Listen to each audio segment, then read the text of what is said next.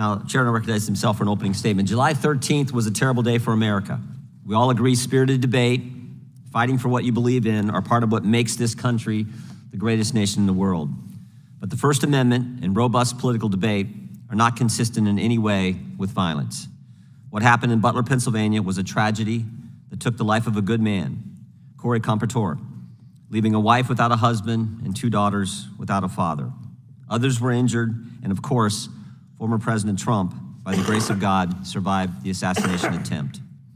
There are a lot of unanswered questions about the security failures that day, questions about decisions made before the rally, questions about actions during the rally, and questions about statements made after the event concluded.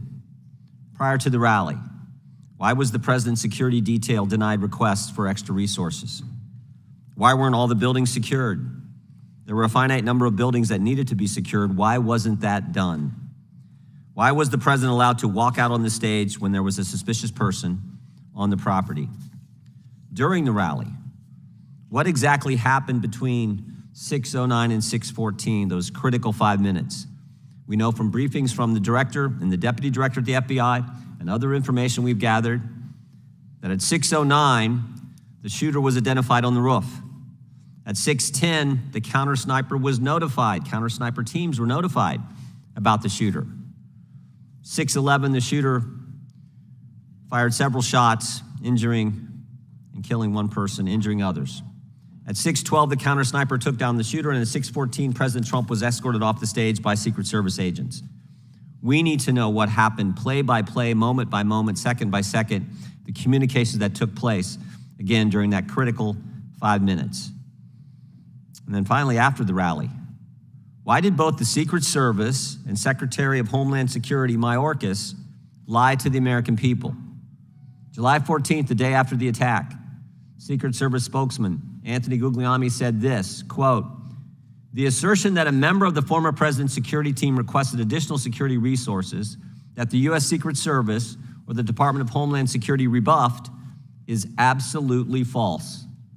The next day, Secretary Mayorkas said, "That is an unequivocally false assertion. We had not received any requests for additional security measures that were rebuffed."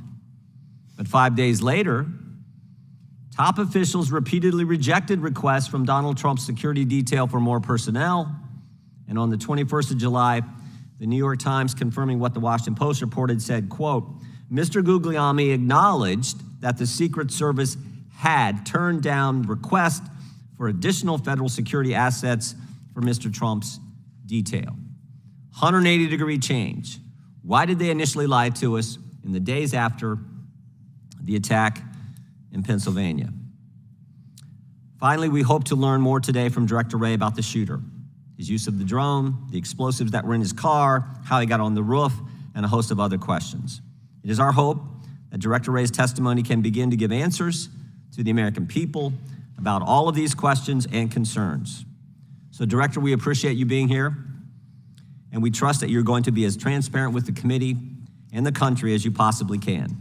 And I'm sure you understand that a significant portion of the country has a healthy skepticism regarding the FBI's ability to conduct a fair, honest, open, and transparent investigation.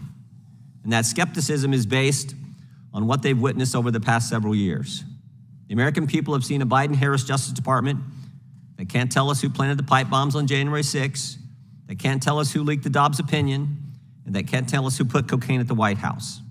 A Biden-Harris Justice Department who raided President Trump's home, Biden-Harris Justice Department who worked with social media companies to censor Americans, Biden-Harris Justice Department who let the country believe that the Hunter Biden laptop was misinformation when they knew at the time it was authentic, and maybe most importantly, a Biden-Harris Justice Department who retaliated against whistleblowers who came to this committee and spoke to us about these issues.